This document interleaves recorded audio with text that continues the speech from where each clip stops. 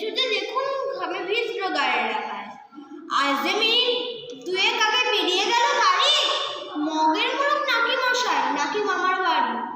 30 বছর করছি এটাই ডেইলি প্যাসেঞ্জারি, কোনোদিনও হয়নি এমন বিশ্রী কেলেঙ্কারি। 6টার গাড়ি 9টায় কিংবা 9:30 আগেই বেরিয়ে গেল কেমন করে হয়। ছিছি মশাই, মাইনের দিন অফিস হলো কামাই, তার উপরে ঘরে হাজির 3 মেয়ে আছে আমার। দেখুন যে সারা শরীর কাঁপছে আমার রাগে, 7 জন্মে শুনিয়ে ট্রেন চলে যায় আগে। চেকার মশাই বললে হেসে টিকিট গুনে হাতে,